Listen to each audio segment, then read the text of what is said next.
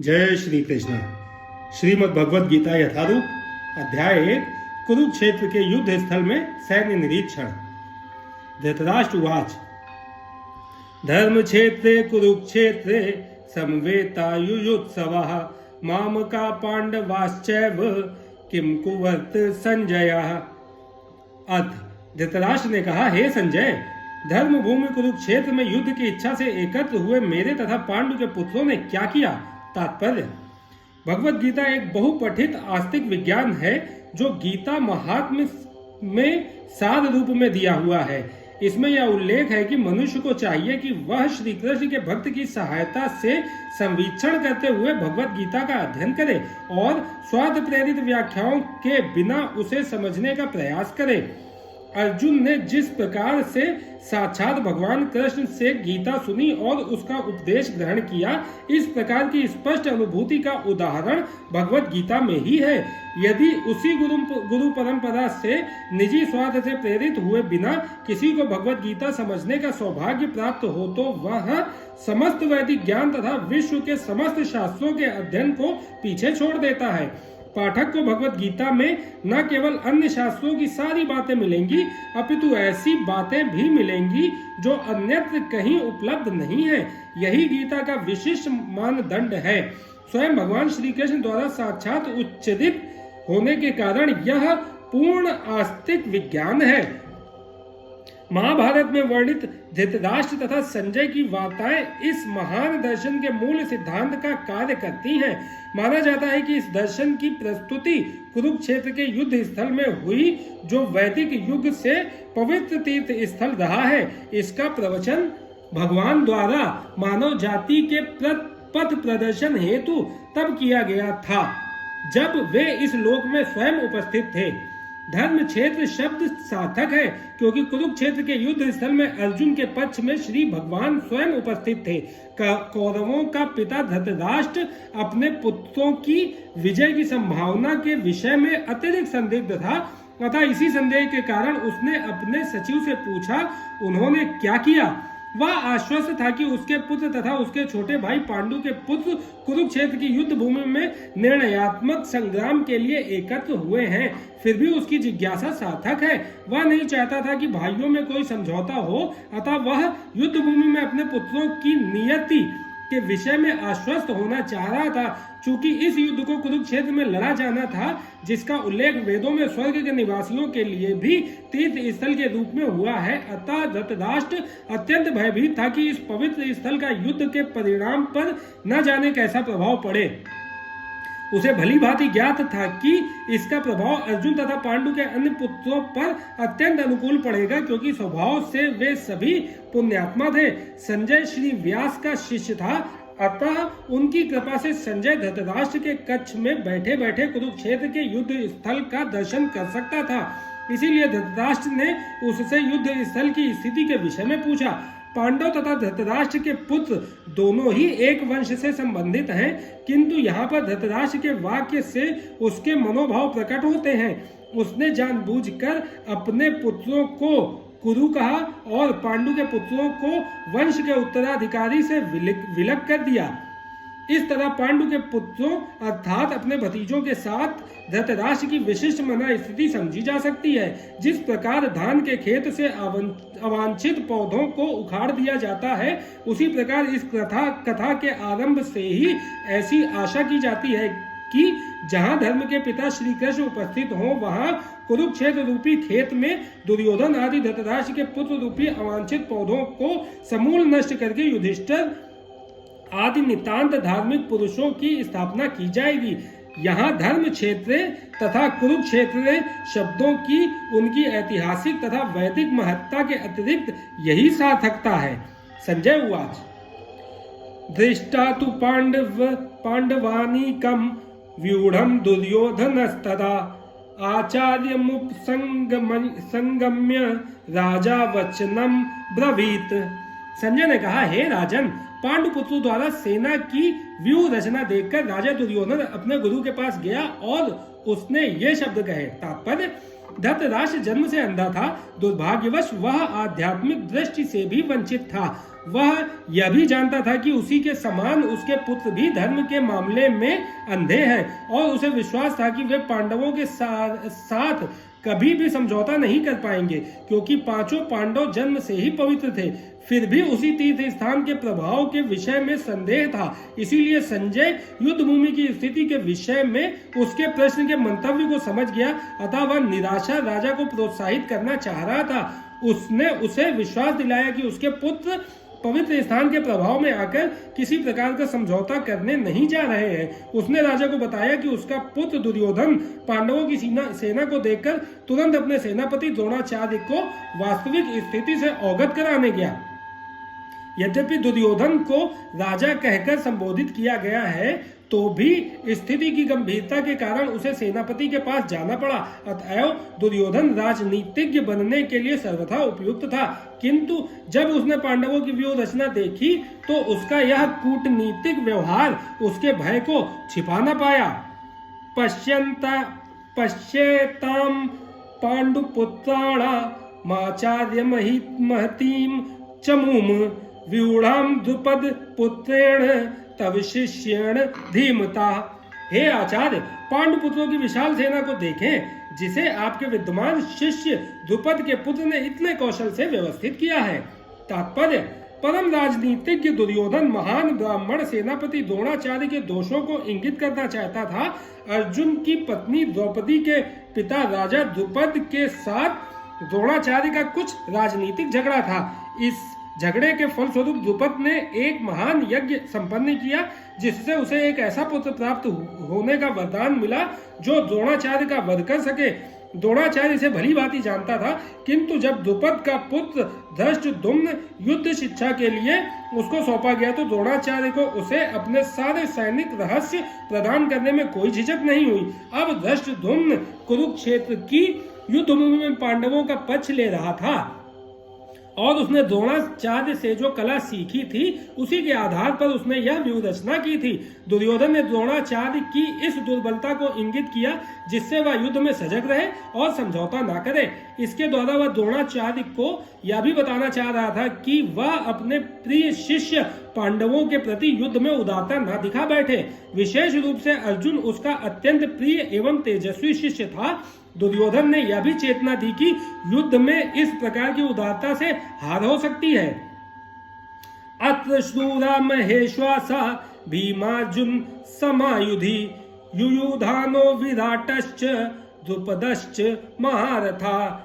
इस सेना में भीम तथा अर्जुन के समान युद्ध करने वाले अनेक वीर धनुर्धर हैं, यथा महारथी युयुधान, विराट तथा द्रुपद। तात्पर्य, यद्यपि युद्ध कला में द्रोणाचार्य की महान शक्ति के समक्ष धृष्टद्युम्न महत्वपूर्ण बाधक नहीं था, किंतु ऐसे अनेक योद्धा थे जिनसे भय था। दुर्योधन इन्हें विजय पथ में अत्यंत बाधक बताता है, क्योंकि इनमें से प्रत्येक योद्धा भीम तथा अर्जुन के समान दुर्जेय था। उसे भीम तथा अर्जुन के बल का ज्ञान था, इसीलिए वह अन्यों की तुलना इन दोनों से करता है। धृष्टकेतुश्चे कितानः काशीराजश्च वीर्यवान पुरुजित कुंती भोजश्च शैब्यश्च नरपुंगवः। इनके साथ ही धृष्टकेतु, चेकितान, काशीराज, पुरुजित, कुंती भोज तथा शैब्य जैसे महान शक्तिशाली योद्धा भी हैं। युधामनुश्च विक्रांत उत्तमौजाश्च वीर्यवान सौभद्रो द्रौपदेयाश्च सर्व एव महारथा। पापकर्मी युधामन्यु, अत्यंत शक्तिशाली उत्तमौजा, सुभद्रा का पुत्र तथा द्रौपदी के पुत्र, ये सभी महारथी हैं।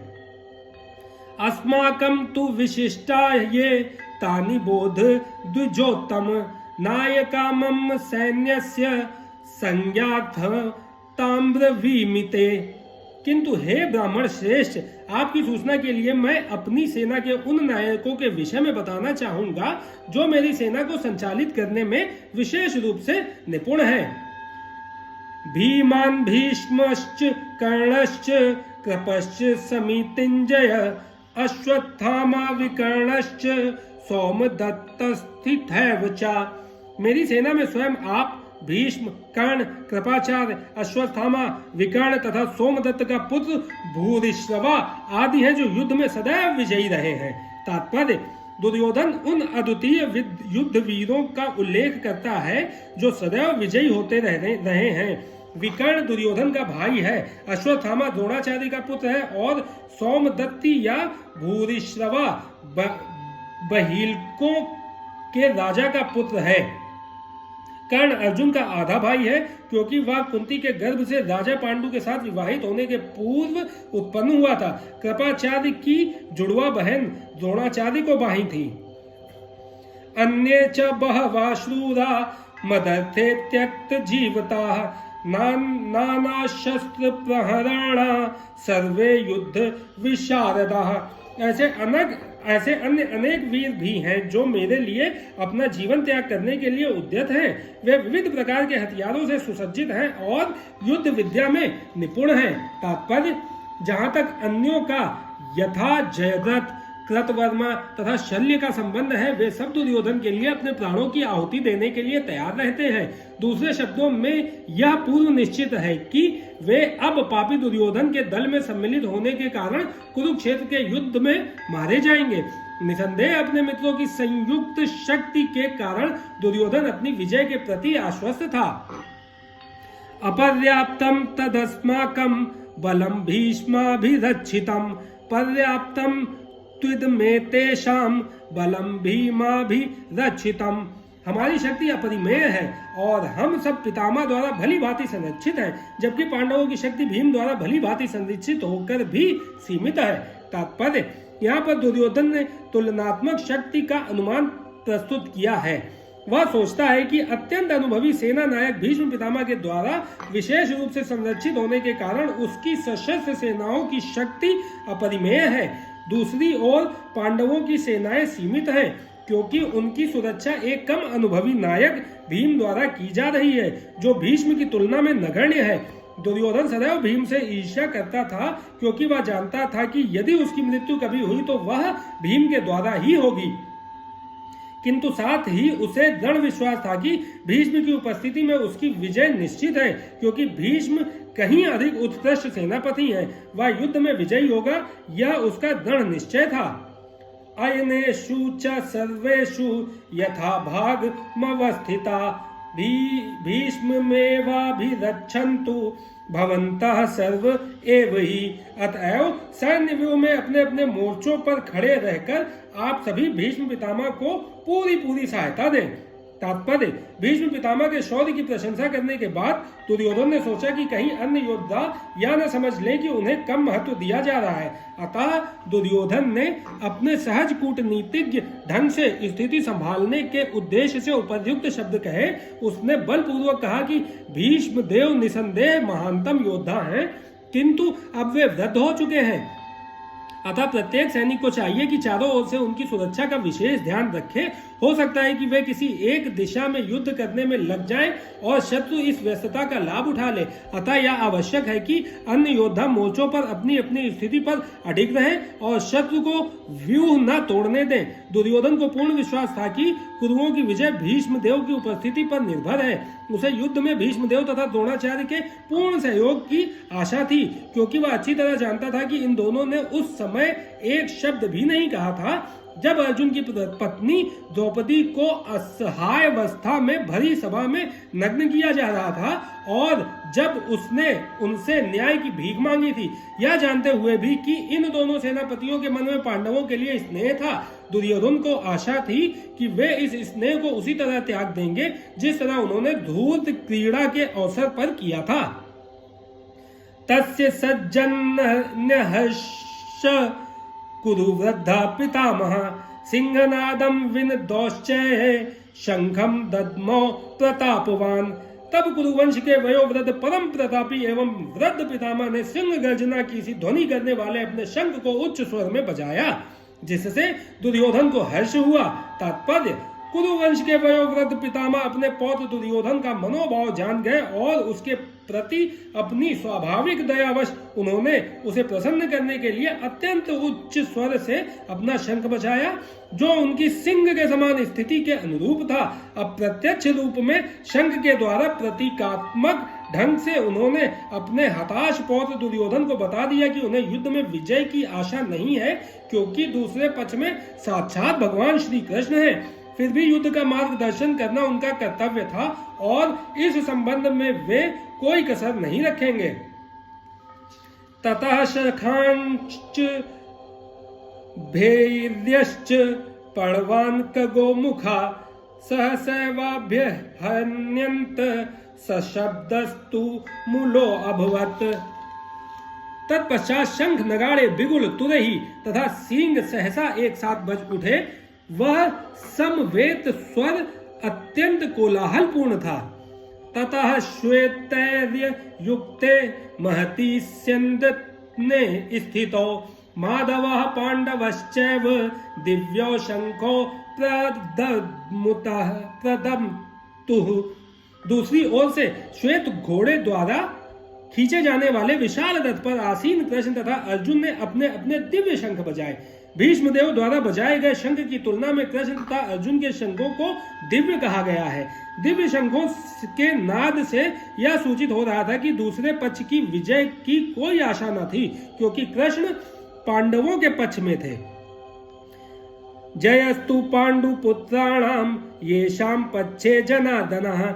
जय सदा पांडु के पुत्र जयसों की ही होती है, क्योंकि भगवान कृष्ण उनके साथ हैं और जहां जहां भगवान विद्यमान है वहीं वहीं लक्ष्मी भी रहती हैं, क्योंकि वे अपने पति के बिना नहीं रह सकती। तथा जैसा कि विष्णु या भगवान कृष्ण के शंख द्वारा उत्पन्न दिव्य ध्वनि से सूचित हो रहा था, विजय तथा श्री दोनों ही अर्जुन की प्रतीक्षा कर रही थी।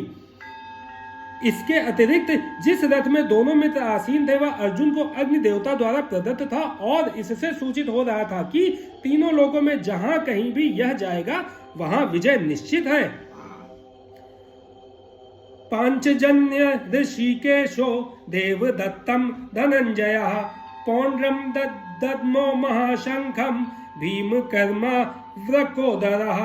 भगवान कृष्ण ने अपना पांचजन्य शंख बजाया। अर्जुन ने देवदत्त शंख तथा अति भोजी एवं अति मानवीय कार्य करने वाले भीम ने पौंड नामक भयंकर शंख बजाया। तात्पर्य, इस श्लोक में भगवान कृष्ण को ऋषिकेश कहा गया है, क्योंकि वे ही समस्त इंद्रियों के स्वामी हैं। सारे जीव उनके भिन्नांश हैं, अतः जीवों की इंद्रियां भी उनकी इंद्रियों के अंश हैं। चूंकि निर्विशेषवादी जीवों की इंद्रियों का कारण बताने में असमर्थ हैं, इसीलिए वे जीवों को इंद्रिय रहित या निर्विशेष कहने के लिए उत्सुक रहते हैं। भगवान समस्त जीवों के हृदय में स्थित होकर उनकी इंद्रियों का निर्देशन करते हैं, किंतु वे इस तरह निर्देशन करते हैं कि जीव उनकी शरण ग्रहण कर ले, और विशुद्ध भक्त की इंद्रियों का तो वे प्रत्यक्ष निर्देशन करते हैं।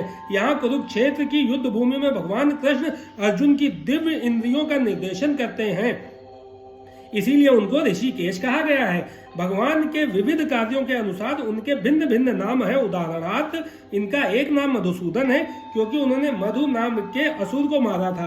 वे गौओं तथा इंद्रियों को आनंद देने के कारण गोविंद कहलाते हैं। वसुदेव के पुत्र होने के कारण इनका नाम वासुदेव है। देवकी को माता रूप में स्वीकार करने के कारण इनका नाम देवकी नंदन है। वृंदावन में यशोदा के साथ बाल लीलाएं करने के कारण ये यशोदा नंदन है।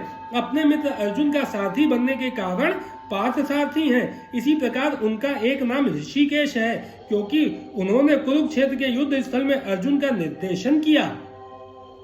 इस श्लोक में अर्जुन को धनंजय कहा गया है, क्योंकि जब इनके बड़े भाई को विभिन्न यज्ञ संपन्न करने के लिए धन की आवश्यकता हुई थी तो उसे प्राप्त करने में इन्होंने सहायता की थी। इसी प्रकार भीम वृकोदर कहलाते हैं, क्योंकि जैसे वे अधिक खाते हैं उसी प्रकार वे अति मानवीय कार्य करने वाले हैं। जैसे हिडिंबा सुर का वध अतः पांडवों के पक्ष में श्री कृष्ण इत्यादि विभिन्न व्यक्तियों द्वारा विशेष प्रकार के शंखों का बजाया जाना युद्ध करने वाले सैनिकों के लिए अत्यंत प्रेरणादायक था। विपक्ष में ऐसा कुछ न था, ना तो परम निदेशक भगवान कृष्ण थे, ना ही भाग्य की देवी श्री थी। अतः युद्ध में उनकी पराजय पूर्व निश्चित थी। शंखों की ध्वनि मानो यही संदेश दे रही थी।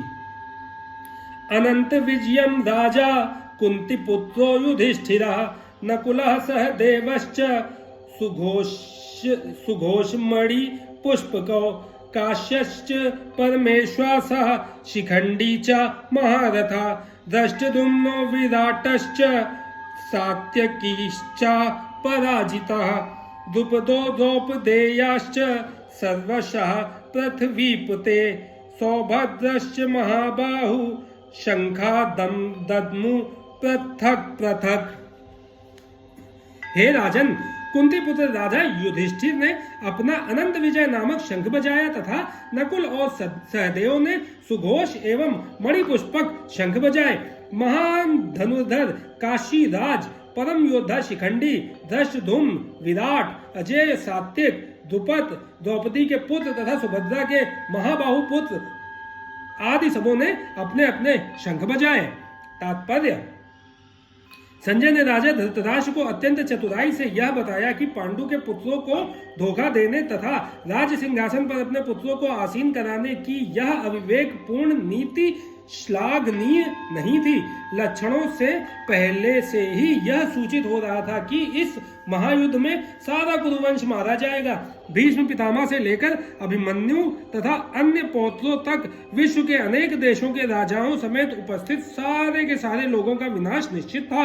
यह सारी दुर्घटना राजा धृतराष्ट्र के कारण होने जा रही थी, क्योंकि उसने अपने पुत्रों की कुनीति को प्रोत्साहन दिया था। सघोषो धातराष्ट्राणाम हृदयानि व्यधारयतः नभश्च पृथ्वीनि चैव तुमूलो अभ्यनुनादयन्। इन विभिन्न शंखों की ध्वनि कोलाहलपूर्ण बन गई, जो आकाश तथा पृथ्वी को शब्दायमान करती हुई धृतराष्ट्र के पुत्रों के हृदयों को विदीर्ण करने लगी। तात्पर्य, जब भीष्म तथा दुर्योधन के पक्ष के अन्य वीरों ने अपने अपने शंख बजाए तो पांडवों के हृदय विदीर्ण नहीं हुए। ऐसी घटनाओं का वर्णन नहीं मिलता, किंतु इस विशिष्ट श्लोक में कहा गया है कि पांडव पक्ष के शंखनाद से धृतराष्ट्र के पुत्रों के हृदय विदीर्ण हो गए। इसका कारण स्वयं पांडव और भगवान कृष्ण में उनका विश्वास है। परमेश्वर की शरण ग्रहण करने वाले को किसी प्रकार का भय नहीं रह जाता, चाहे वह कितनी ही विपत्ति में क्यों ना हो। अथ व्यवस्थितान् दृष्टा धातराष्ट्रान् कपिध्वजा प्रवृत्ते शस्त्र संपाते धनुरुदम्न पांडवः ऋषिकेशं तदा वाक्य मिदमाह महीपते। उस समय हनुमान से अंकित ध्वजा लगे रथ पर आसीन पांडुपुत्र अर्जुन अपना धनुष उठाकर तीर चलाने के लिए उद्यत हुआ। हे राजन, धृतराष्ट्र के पुत्रों को व्यूह में खड़ा देखकर अर्जुन ने श्री कृष्ण से ये वचन कहे। तात्पर्य, युद्ध प्रारंभ होने ही वाला था। उपर्युक्त कथन से ज्ञात होता है कि पांडवों की सेना की अप्रत्याशित व्यवस्था से धृतराष्ट्र के पुत्र बहुत कुछ निरुत्साहित थे, क्योंकि युद्ध भूमि में पांडवों का निर्देशन भगवान कृष्ण के आदेशानुसार हो रहा था। अर्जुन की ध्वजा पर हनुमान का चिन्ह भी विजय का सूचक है, क्योंकि हनुमान ने राम तथा रावण युद्ध में राम की सहायता की थी, जिससे राम विजयी हुए थे। इस समय अर्जुन की सहायता के लिए उनके रथ पर राम तथा हनुमान दोनों उपस्थित थे। भगवान कृष्ण साक्षात राम है और जहाँ भी राम रहते हैं वहाँ उनका नित्य सेवक हनुमान होता है तथा उनकी नित्य संगिनी वैभव की देवी सीता उपस्थित रहती हैं। अतः अर्जुन के लिए किसी भी शत्रु से भय का कोई कारण नहीं था। इससे भी अधिक इंद्रियों के स्वामी भगवान कृष्ण निर्देश देने के लिए साक्षात उपस्थित थे। इस प्रकार अर्जुन को युद्ध करने के मामले में सारा सत्परामर्श प्राप्त था। ऐसी स्थितियों में जिनकी व्यवस्था भगवान ने अपने शाश्वत भक्त के लिए की थी, निश्चित विजय के लक्षण स्पष्ट थे। अर्जुन वाच सेनयोरुभयोर्मध्ये रथम स्थापय में अच्युत यावदेतान् निरीक्षे अहम योद्धुकामान वस्थिताम कैर्मया स योद्धव्यमस्मिन् रण समुद्यमे। अर्जुन ने कहा, हे अच्युत, कृपा करके मेरा रथ दोनों सेनाओं के बीच ले चले, जिससे मैं यहाँ उपस्थित युद्ध की अभिलाषा रखने वालों को और शस्त्रों की इस महान परीक्षा में जिनसे मुझे संघर्ष करना है उन्हें देख सकूं। तात्पर्य, यद्यपि श्री कृष्ण साक्षात श्री भगवान हैं, किंतु वे अहेतुकी कृपावश अपने मित्र की सेवा में लगे हुए थे। वे अपने भक्तों पर स्नेह दिखाने में कभी नहीं चूकते, इसीलिए अर्जुन ने उन्हें अच्युत कहा है। सारथी रूप में उन्हें अर्जुन की आज्ञा का पालन करना था और उन्होंने इसमें कोई संकोच नहीं किया, अतः उन्हें अच्युत कहकर संबोधित किया गया है। यद्यपि उन्होंने अपने भक्त का सारथी पद स्वीकार किया था, किंतु इससे उनकी परम स्थिति अक्षुण्य बनी रही। प्रत्येक परिस्थिति में वे इंद्रियों के स्वामी श्री भगवान ऋषिकेश हैं। भगवान तथा उनके सेवक का संबंध अत्यंत मधुर एवं दिव्य होता है। सेवक स्वामी की सेवा करने के लिए सदैव उद्यत रहता है और भगवान भी भक्त की कुछ न कुछ सेवा करने की कोशिश में रहते हैं। वे इसमें विशेष आनंद का अनुभव करते हैं कि वे स्वयं आज्ञादाता न बने, अपितु उनके शुद्ध भक्त उन्हें आज्ञा दे।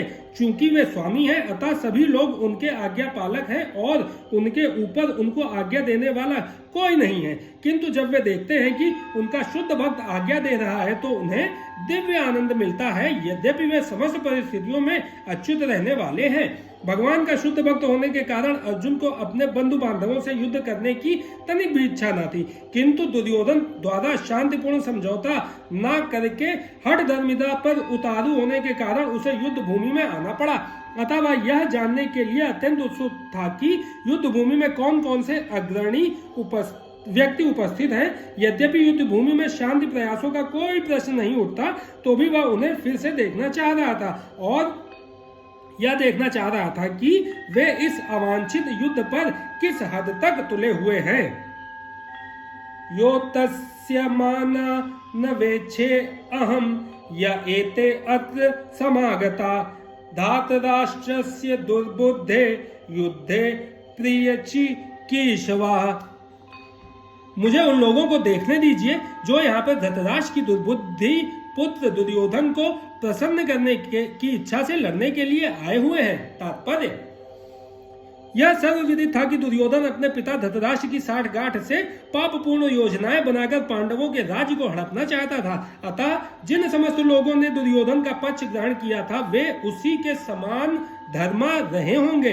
अर्जुन युद्ध प्रारंभ होने के पूर्व या तो जान ही लेना चाहता था कि कौन कौन से लोग आए हुए हैं, किंतु उनके समक्ष समझौता का प्रस्ताव रखने की उसकी कोई योजना नहीं थी। यह भी तथ्य था कि वह उनकी शक्ति का, जिसका उसे सामना करना था, अनुमान लगाने की दृष्टि से उन्हें देखना चाह रहा था। यद्यपि उसे अपनी विजय का विश्वास था, क्योंकि कृष्ण उसकी बगल में विराजमान थे। संजय उवाच, एव मुक्तो ऋषिकेशो गुडाकेशेन भारत सेनयोरुभयोः मध्ये स्थापयित्वा रथोत्तमम्। संजय ने कहा, हे भरतवंशी, अर्जुन द्वारा इस प्रकार संबोधित किए जाने पर भगवान कृष्ण ने दोनों दलों के बीच में उस उत्तम रथ को लाकर खड़ा कर दिया। तात्पर्य, इस श्लोक में अर्जुन को गुडाकेश कहा गया है। गुडाका का अर्थ है नींद, और जो नींद को जीत लेता है वह गुडाकेश। नींद का अर्थ अज्ञान भी है। अतः अर्जुन ने कृष्ण की मित्रता के कारण नींद तथा अज्ञान दोनों पर विजय प्राप्त की थी। कृष्ण के भक्त के रूप में वह कृष्ण को क्षण भर भी नहीं भुला पाया, क्योंकि भक्त का स्वभाव ही ऐसा होता है। यहाँ तक कि चलते चलते अथवा सोते हुए भी कृष्ण के नाम, रूप, गुणों तथा लीलाओं के चिंतन से भक्त कभी मुक्त नहीं रह सकता। अतः कृष्ण का भक्त उनका निरंतर चिंतन करते हुए नींद तथा अज्ञान दोनों को जीत सकता है। इसी को कृष्ण भावनामृत या समाधि कहते हैं। प्रत्येक जीव की इंद्रियों तथा मन के निर्देशक अर्थात ऋषिकेश के रूप में कृष्ण के मंतव्य को समझ गए कि वह क्यों सेनाओं के मध्य में रथ को खड़ा करवाना चाहता है। अतः उन्होंने वैसा ही किया और फिर वे इस प्रकार बोले, भीष्म द्रोण प्रमुखता सर्वेषां च महीक्षिताम् उवाच पार्थ पश्यतान् समवेतान कुरुनीति। भीष्म, द्रोण तथा विश्व भर के अन्य समस्त राजाओं के सामने भगवान ने कहा कि हे पार्थ, यहाँ पर एकत्र सारे कुरुओं को देखो। समस्त जीवों के परमात्मा स्वरूप भगवान श्री कृष्ण यह जानते थे कि अर्जुन के मन में क्या बीत रहा है। इस प्रसंग में ऋषिकेश शब्द का प्रयोग सूचित करता है कि वे सब कुछ जानते थे। इसी प्रकार पार्थ शब्द अर्थात प्रथा या कुंती पुत्र भी अर्जुन के लिए प्रयुक्त होने के कारण महत्वपूर्ण है। मित्र के रूप में वे अर्जुन को बता देना चाहते थे कि चूंकि अर्जुन उनके पिता वासुदेव की बहन प्रथा का पुत्र था, इसीलिए उन्होंने अर्जुन का साथी बनना स्वीकार किया था। किंतु जब उन्होंने अर्जुन से कुरुओं को देखो कहा तो इससे उनका क्या अभिप्राय था? क्या अर्जुन वहीं पर रुककर युद्ध करना नहीं चाहता था? कृष्ण को अपनी बुआ प्रथा के पुत्र से कभी भी ऐसी आशा नहीं थी। इस प्रकार से कृष्ण ने अपने मित्र की मना स्थिति की पूर्व सूचना परिहासवश दी।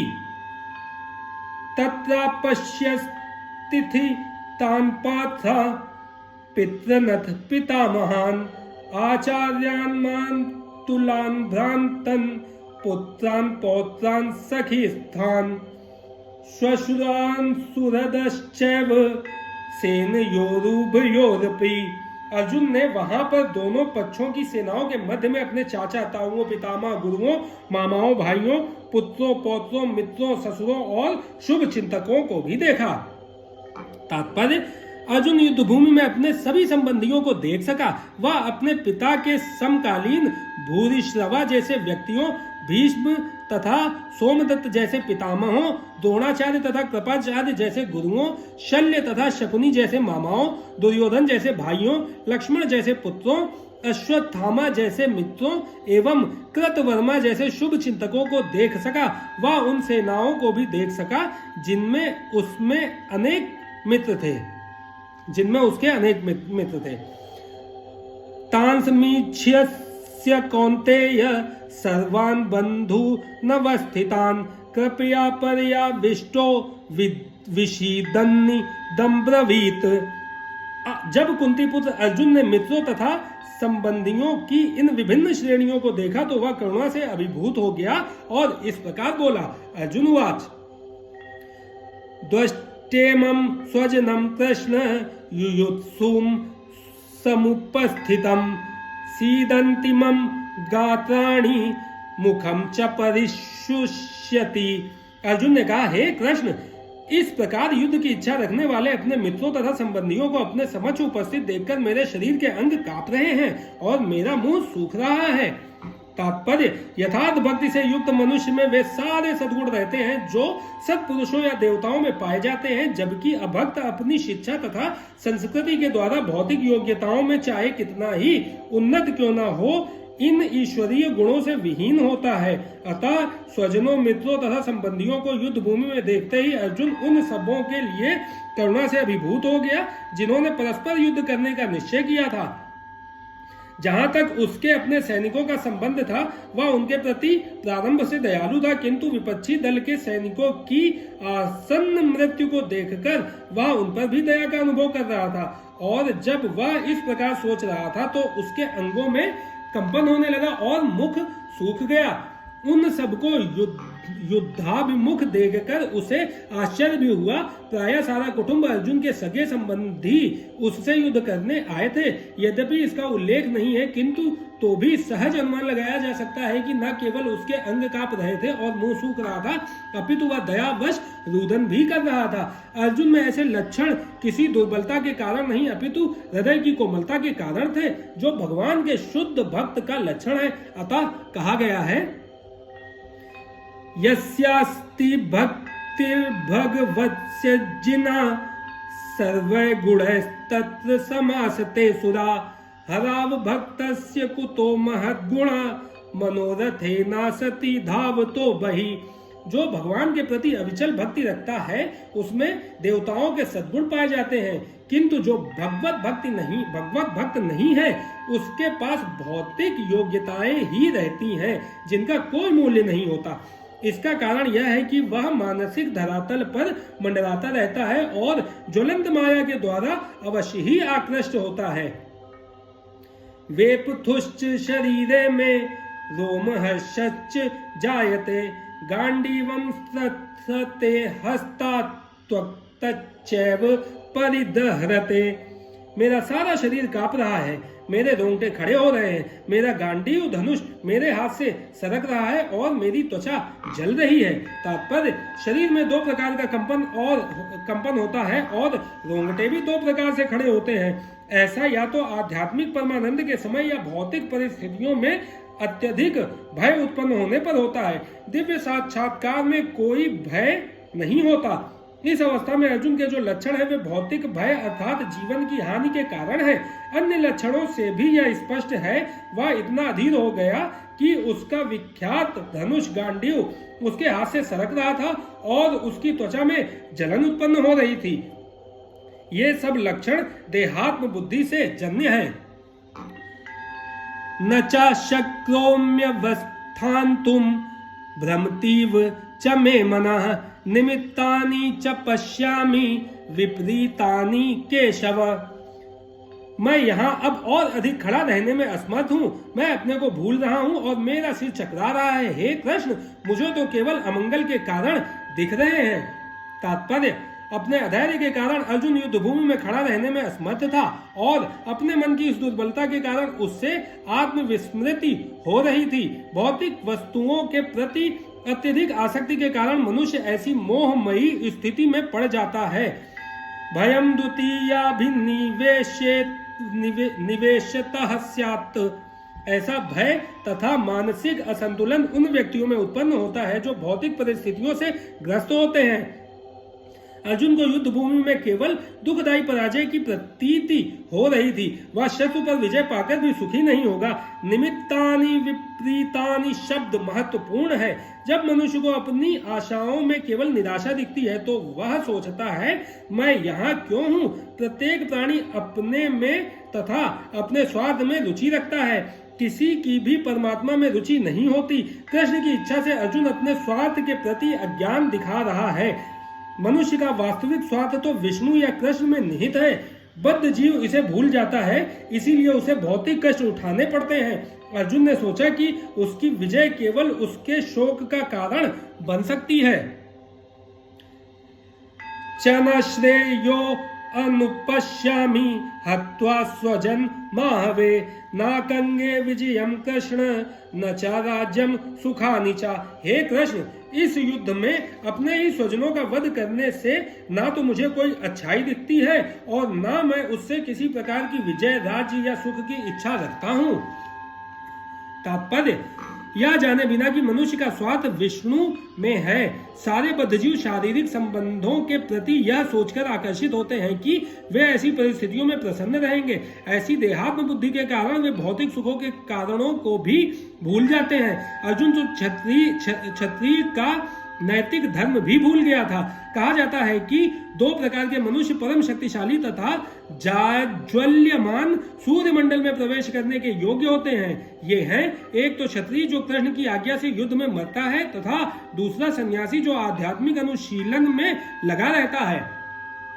अर्जुन अपने शत्रुओं को भी मारने से विमुख हो रहा है। अपने संबंधियों की बात तो छोड़ दे, वह सोचता है कि स्वजनों को मारने से उसे जीवन में सुख नहीं मिल सकेगा, अतः वह लड़ने के लिए इच्छुक नहीं है। जिस प्रकार की भूख न लगने पर कोई भोजन बनाने को तैयार नहीं होता, उसने तो वन जाने का निश्चय कर लिया जहां वह एकांत में निराशापूर्ण जीवन काट सके। किंतु क्षत्रिय होने के नाते उसे अपने जीवन निर्वाह के लिए राज्य चाहिए, क्योंकि क्षत्रिय कोई अन्य कार्य नहीं कर सकता।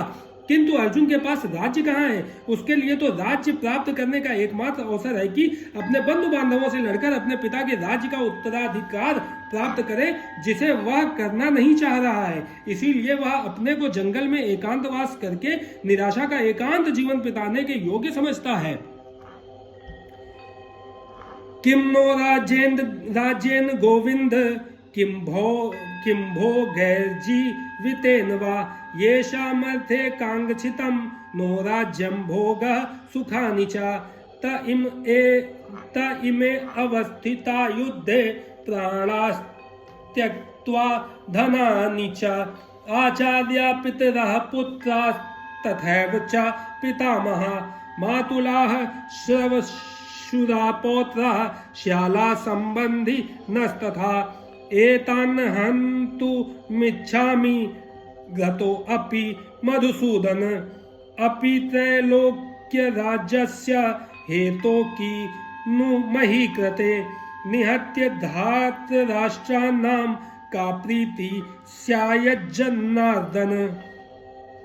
हे गोविंद, हमें राज्य सुख अथवा इस जीवन से क्या लाभ, क्योंकि जिन सारे लोगों के लिए हम उन्हें चाहते हैं वे ही इस युद्ध भूमि में खड़े हैं। हे मधुसूदन, जब गुरुजन, पितृगण, पुत्रगण, पितामह, मामा, ससुर, पौत्रगण, साले तथा अन्य सारे संबंधी अपना अपना धन एवं प्राण देने के लिए तत्पर हैं और मेरे समक्ष खड़े हैं, तो फिर मैं इन सबको क्यों मारना चाहूंगा, भले ही वे मुझे क्यों ना मार डालें। हे जीवों के पालक, मैं इन सबों से लड़ने को तैयार नहीं, भले ही बदले में मुझे तीनों लोग क्यों ना मिलते हों। इस पृथ्वी की तो बात ही छोड़ दें, भला धृतराष्ट्र के पुत्रों को मारकर हमें कौन सी प्रसन्नता मिलेगी। तात्पर्य, अर्जुन ने भगवान कृष्ण को गोविंद कहकर संबोधित किया क्योंकि वे गौओं तथा इंद्रियों की समस्त प्रसन्नता के विषय हैं। इस विशिष्ट शब्द का प्रयोग करके अर्जुन संकेत करता है कि कृष्ण यह समझे कि अर्जुन की इंद्रियां कैसे तृप्त होंगी, किंतु गोविंद हमारी इंद्रियों को तुष्ट करने के लिए नहीं है। हाँ, यदि हम गोविंद की इंद्रियों को तुष्ट करने का प्रयास करते हैं तो हमारी इंद्रियां स्वतः तुष्ट होती हैं। भौतिक दृष्टि से प्रत्येक व्यक्ति अपनी इंद्रियों को तुष्ट करना चाहता है और चाहता है कि ईश्वर उसके आज्ञा पालक की तरह काम करे, किंतु ईश्वर उनकी तृप्ति वहीं तक करते हैं जितनी की वे पात्र होते हैं, उस हद तक नहीं जितना वे चाहते हैं। किंतु जब कोई इसके विपरीत मार्ग ग्रहण करता है, अर्थात जब वह अपनी इंद्रियों की तृप्ति की चिंता न करके गोविंद की इंद्रियों की तुष्टि करने का प्रयास करता है, तो गोविंद की कृपा से जीव की सारी इच्छाएं पूर्ण हो जाती हैं। यहाँ पर जाति तथा कुटुंबियों के प्रति अर्जुन का प्रगाढ़ स्नेह आंशिक रूप से इन सबके प्रति उसकी स्वाभाविक करुणा के कारण है, अतः वह युद्ध करने के लिए तैयार नहीं है। हर व्यक्ति अपने वैभव का प्रदर्शन अपने मित्रों तथा परिजनों के समक्ष करना चाहता है, किंतु अर्जुन को भय है कि उसके सारे मित्र तथा परिजन युद्ध भूमि में मारे जाएंगे और वह विजय के पश्चात उनके साथ अपने वैभव का उपयोग नहीं कर सकेगा। भौतिक जीवन का यह सामान्य लेखा जोखा है, किंतु आध्यात्मिक जीवन इससे सर्वथा भिन्न होता है। चूंकि भक्त भगवान की इच्छाओं की पूर्ति करना चाहता है, अतः भगवत इच्छा होने पर वह भगवान की सेवा के लिए सारे ऐश्वर्य स्वीकार कर सकता है, किंतु यदि भगवत इच्छा ना हो तो वह एक पैसा भी ग्रहण नहीं कर सकता। अर्जुन अपने संबंधियों को मारना नहीं चाह रहा था, और यदि उनको मारने की आवश्यकता हो तो अर्जुन की इच्छा थी कि कृष्ण स्वयं उनका वध करे। इस समय उसे यह पता नहीं है कि कृष्ण उन सबों को युद्ध भूमि में आने के पूर्व ही मार चुके हैं और अब उसे निमित्त मात्र बनना है। इसका उद्घाटन अगले अध्यायों में होगा। भगवान का असली भक्त होने के कारण अर्जुन अपने अत्याचारी बंधु बांधवों से प्रतिशोध नहीं लेना चाहता था, किंतु यह तो भगवान की योजना थी कि सबका वध हो। भगवत भक्त दुष्टों से प्रतिशोध लेना चाहते, किंतु भगवान दुष्टों द्वारा भक्त के उत्पीड़न को सहन नहीं कर पाते।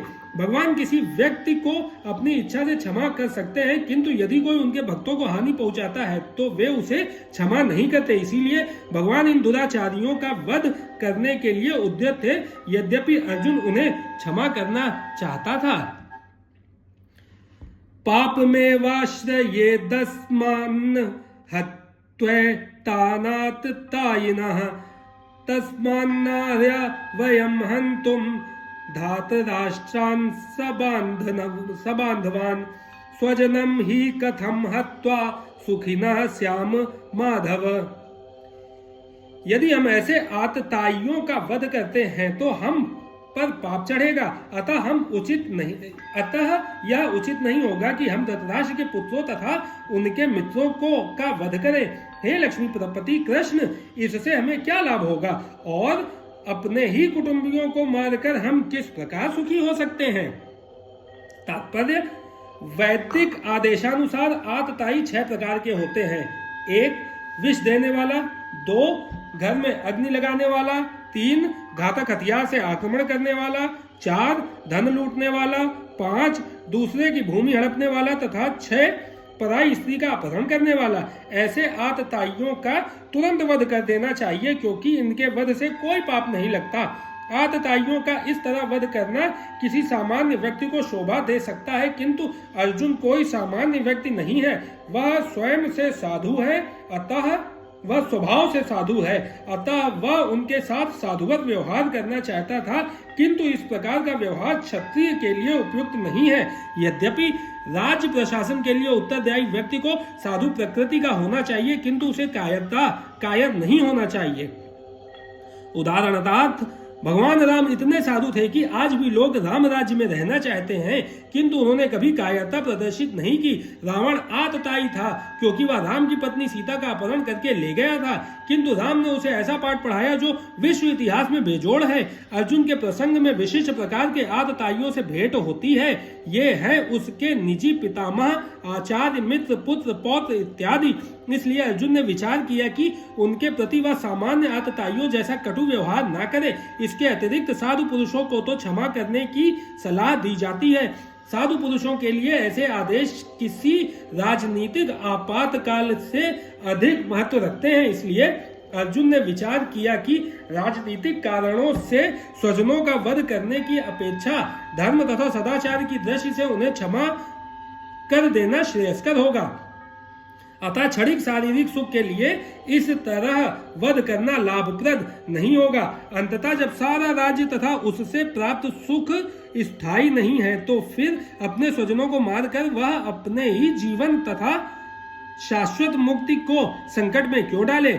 अर्जुन द्वारा कृष्ण को माधव अथवा लक्ष्मीपति के रूप में संबोधित करना भी सार्थक है। वह लक्ष्मीपति कृष्ण को यह बताना चाह रहा था कि वे उसे ऐसा काम करने के लिए प्रेरित ना करें जिससे अनिष्ट हो, किंतु कृष्ण कभी भी किसी का अनिष्ट नहीं चाहते, भक्तों का तो कदापि नहीं। यद्यप्येते न पश्यन्ति लोभोपहत चेतसा कुलक्षय कृतं दोषम मित्र दोहे च पातकम कथम न ज्ञेयम् अस्माभिः पापादस्मान्नि वर्तितुम् कुलक्षय कृत दोषम प्रपश्यद्विर्ज नार्दन। हे जनार्दन, यद्यपि लोभ से अभिभूत चित्त वाले ये लोग अपने परिवार को मारने या अपने मित्रों से द्रोह करने में कोई दोष नहीं देखते, किंतु हम लोग जो परिवार के विनष्ट करने में अपराध देख सकते हैं, ऐसे पाप कर्मों में क्यों प्रवृत्त हों। तात्पर्य, क्षत्रिय से यह आशा नहीं की जाती है कि वह अपने विपक्ष दल द्वारा युद्ध करने या जुआ खेलने का आमंत्रण दिया जाने पर मना करे। ऐसी अनिवार्यता में अर्जुन लड़ने से नकार नहीं सकता, क्योंकि उसको दुर्योधन के दल ने ललकारा था। इस प्रसंग में अर्जुन ने विचार किया कि हो सकता है कि दूसरा पक्ष इस ललकार के परिणामों के प्रति अनभिज्ञ हो, किंतु अर्जुन को तो दुष्परिणाम दिखाई पड़ रहे थे, अतः वह इस ललकार को स्वीकार नहीं कर सकता। यदि परिणाम अच्छा हो तो कर्तव्य वस्तुतः पालनीय है, किंतु यदि परिणाम विपरीत हो तो हम उसके लिए बाध्य नहीं होते। इन पक्ष विपक्षों पर विचार करके अर्जुन ने युद्ध न करने का निश्चय किया। कुल क्षये प्रणश्यन्ति कुल धर्मा सनातना धर्मे नष्टे कुलम कृतस्त्रम धर्मो अभिभवत्युत। कुल का नाश होने पर सनातन कुल परंपरा नष्ट हो जाती है और इस तरह शेष कुल भी अधर्म में प्रवृत्त हो जाता है।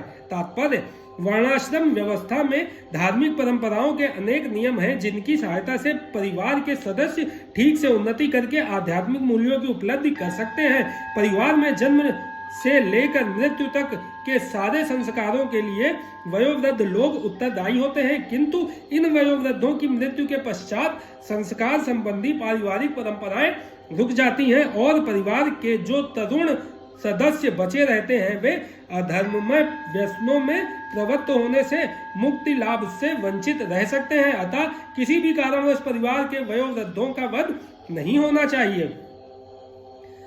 अधर्माभिभवात् कृष्ण प्रद्युष्यन्ति कुलस्त्रियः स्त्रीषु दुष्टाशु वाष्णेय जायते वर्ण संकरः। हे कृष्ण, जब कुल में अधर्म प्रमुख हो जाता है तो कुल की स्त्रियां दूषित हो जाती हैं और स्त्रीत्व के पतन से वृष्टि वंशी अवांछित संतानें उत्पन्न होती हैं। तात्पर्य, जीवन में शांति, सुख तथा आध्यात्मिक उन्नति का मुख्य सिद्धांत मानव समाज में अच्छी संतान का होना है। वर्णाश्रम धर्म के नियम इस प्रकार बनाए गए थे कि राज्य तथा जाति की आध्यात्मिक उन्नति के लिए समाज में अच्छी संतान उत्पन्न हो। ऐसी संतान समाज में स्त्री के सतीत्व और उसकी निष्ठा पर निर्भर करती है। जिस प्रकार बालक सरलता से कुमारगामी बन जाते हैं, उसी प्रकार स्त्रियां भी पतनोन्मुखी होती हैं। अतः बालकों तथा स्त्रियों दोनों को ही समाज में वयोवृद्धों का संरक्षण आवश्यक है। स्त्रियां विभिन्न धार्मिक प्रथाओं में संलग्न रहने पर व्याभिचारिणी नहीं होंगी। चाणक्य पंडित के अनुसार सामान्यतया स्त्रियां अधिक बुद्धिमान नहीं होती, अतः वे विश्वसनीय नहीं है, इसलिए उन्हें विविध कुल परंपराओं में व्यस्त रहना चाहिए और इस तरह उनके सतीत्व तथा अनुरक्ति से ऐसे संतान जन्मेगी जो वर्णाश्रम धर्म में भाग लेने के योग्य होगी। ऐसे वर्णाश्रम धर्म के विनाश से यह स्वाभाविक है कि स्त्रियां स्वतंत्रता पूर्वक पुरुषों से मिल सकेंगी और व्याभिचार को प्रश्रय मिलेगा, जिससे अवांछित संतानें उत्पन्न होंगी। निठल्ले लोग भी समाज में व्याभिचार को प्रेरित करते हैं और इस तरह अवांछित बच्चों की बाढ़ आ जाती है, जिससे मानव जाति पर युद्ध और महामारी का संकट छा जाता है। संकरो नरकावयव कुलाग्रानाम कुलस्य च पतन्ति पितरो रोषाम लुप्त पिंडोदक क्रिया। अवांछित संतानों की वृद्धि से निश्चय ही परिवार के लिए तथा पारिवारिक परंपरा को विनष्ट करने वालों के लिए नारकीय जीवन उत्पन्न होता है। ऐसे पतित कुलों के पुरखे गिर जाते हैं क्योंकि उन्हें जल तथा पिंड दान देने की क्रियाएं समाप्त हो जाती हैं। तात्पर्य, सकाम कर्म के विधि विधानों के अनुसार कुल के पितरों को समय समय पर जल तथा पिंड दान दिया जाना चाहिए। यह दान विष्णु पूजा द्वारा किया जाता है, क्योंकि विष्णु को अर्पित भोजन के उच्चिष्ट भाग प्रसाद के खाने से सारे पाप कर्मों से उद्धार हो जाता है। कभी कभी पितरगण विविध प्रकार के पाप कर्मों से ग्रस्त हो सकते हैं और कभी कभी उनमें से कुछ को स्थूल शरीर प्राप्त न हो सकने के कारण उन्हें प्रेतों के रूप में सूक्ष्म शरीर धारण करने के लिए बाध्य होना पड़ता है। अतः जब वंशजों द्वारा पितरों को बचा प्रसाद अर्पित किया जाता है तो उनका प्रेत योनि या अन्य प्रकार के दुखमय जीवन से उद्धार होता है। पितरों को इस तरह की सहायता पहुंचाना कुल परंपरा है और जो लोग भक्ति का जीवन यापन नहीं करते उन्हें ये अनुष्ठान करने होते हैं। केवल भक्ति करने से मनुष्य सैकड़ों क्या हजारों पितरों को ऐसे संकटों से उबार सकता है। भागवत में कहा गया है, देवर्षि भूताप्त पित्राणाम न किंकरो नायम रणि च राजन सर्वात्मना यः शरणं शरणये गतो मुकुंदम परिहृत्य कर्तम। जो पुरुष अन्य समस्त कर्तव्यों को त्याग कर मुक्ति के दाता मुकुंद के चरण कमलों की शरण ग्रहण करता है और इस पथ पर गंभीरता पूर्वक चलता है, वह देवताओं, मुनियों, सामान्य जीवों, स्वजनों, मनुष्यों या पितरों के प्रति अपने कर्तव्य या ऋण से मुक्त हो जाता है। श्री भगवान की सेवा करने से ऐसे दायित्व अपने आप पूरे हो जाते हैं। दोषैरेतः कुलग्रानाम वर्ण संकर कारकै उत्सादन्ते जाति धर्म कुल धर्माश्च शाश्वतः। जो लोग कुल परंपरा को विनष्ट करते हैं और इस तरह अवांछित संतानों को जन्म देते हैं, उनके दुष्कर्मों से समस्त प्रकार की सामुदायिक योजनाएं तथा पारिवारिक कल्याण कार्य विनष्ट हो जाते हैं। तात्पर्य, सनातन धर्म या वर्णाश्रम धर्म द्वारा निर्धारित मानव समाज के चारों वर्णों के लिए सामुदायिक योजनाएं तथा पारिवारिक कल्याण कार्य इसलिए नियोजित है कि मनुष्य चरम मोक्ष प्राप्त कर सके। अतः समाज के अनुत्तरदायी नायकों द्वारा सनातन धर्म परंपरा के विखंडन से उस समाज में अव्यवस्था फैलती है। फलस्वरूप लोग जीवन के उद्देश्य विष्णु को भूल जाते हैं। ऐसे नायक अंधे कहलाते हैं और जो लोग इनका अनुगमन करते हैं वे निश्चय ही कुव्यवस्था की ओर अग्रसर होते हैं। उत्सन्न कुल धर्माणाम मनुष्याणाम जनार्दन नरके नियंतम वासो भवतीत्यनुशुश्रुमा। हे प्रजापालक, प्रश्न। मैंने गुरु परंपरा से सुना है कि जो लोग कुल धर्म का विनाश करते हैं वे सदैव नरक में वास करते हैं। तात्पर्य, अर्जुन अपने तर्कों को अपने निजी अनुभव पर न आधारित करके आचार्यों से जो सुन रखा है उस पर आधारित करता है। वास्तविक ज्ञान प्राप्त करने की यही विधि है। जिस व्यक्ति ने पहले से ज्ञान प्राप्त कर रखा है उस व्यक्ति की सहायता के बिना कोई भी वास्तविक ज्ञान तक नहीं पहुंच सकता। वर्णाश्रम धर्म की एक पद्धति के अनुसार मृत्यु के पूर्व मनुष्य को पाप कर्मों के लिए प्रायश्चित करना होता है। जो पापात्मा है उसे इस विधि का अवश्य उपयोग करना चाहिए। ऐसा किए बिना मनुष्य निश्चित रूप से नरक भेजा जाएगा और उसे अपने पाप कर्मों के लिए कष्टमय जीवन बिताना होगा। अहोबत महत् पापम कर्तु व्यवसिता वयम यद्राज्य सुख लोभेन हंतु स्वजन मुद्यता। ओह, कितने आश्चर्य की बात है कि हम सब जघन्य पाप कर्म करने के लिए उद्यत हो रहे हैं। राज्य सुख भोगने की इच्छा से प्रेरित होकर हम अपने ही संबंधियों को मारने पर तुले हैं। तात्पर्य, स्वार्थ के वशीभूत होकर मनुष्य अपने सगे भाई, बाप या मां के वध जैसे पाप कर्मों में प्रवृत्त हो सकता है। विश्व के इतिहास में ऐसे अनेक उदाहरण मिलते हैं, किंतु भगवान का साधु भक्त होने के कारण अर्जुन सदाचार के प्रति जागरूक है, अतः वह ऐसे कार्यों से बचने का प्रयत्न करता है। यदि माम प्रतीकार मशस्त्रम शस्त्रपाणयः धातराष्ट्र रणे हस्युस्तन्मे क्षेम तरम भवेत। यदि शस्त्रधारी धृतराष्ट्र के पुत्र मुझ निहत्ते तथा रणभूमि में प्रतिरोध न करने वाले को मारे तो यह मेरे लिए श्रेयस्कर होगा। क्षत्रियों के युद्ध नियमों के अनुसार ऐसी प्रथा है कि निहत्ते तथा विमुख शत्रु पर आक्रमण न किया जाए, किंतु अर्जुन ने निश्चय किया कि शत्रु भले ही इस विषम अवस्था में उस पर आक्रमण कर दे, किंतु वह युद्ध नहीं करेगा। उसने इस पर विचार नहीं किया कि दूसरा दल युद्ध के लिए कितना उद्यत है। इन सब लक्षणों का कारण उसकी दयाद्रता है, जो भगवान के महान भक्त होने के कारण उत्पन्न हुई। संजय उवाच, एव मुक्त्वार्जुनः सांख्ये रथोपस्थ उपाविशत् विसर्ज्य सशरम चापम शोक संविघ्न मानसः। संजय ने कहा, युद्ध भूमि में इस प्रकार कहकर अर्जुन ने अपना धनुष तथा बाण एक ओर रख दिया और शोक संतप्त चित्त से रथ के आसन पर बैठ गया। तात्पर्य, अपने शत्रु की स्थिति का अवलोकन करते समय अर्जुन रथ पर खड़ा हो गया था, किंतु वह शोक से इतना संतप्त हो उठा कि अपना धनुष बाण एक ओर रखकर रथ के आसन पर पुनः बैठ गया।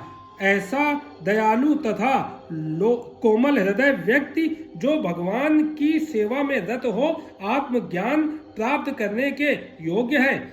इस प्रकार भगवत गीता के प्रथम अध्याय कुरुक्षेत्र के युद्ध स्थल में सैन्य निरीक्षण का भक्ति वेदांत तात्पर्य पूर्ण हुआ। जय श्री कृष्ण।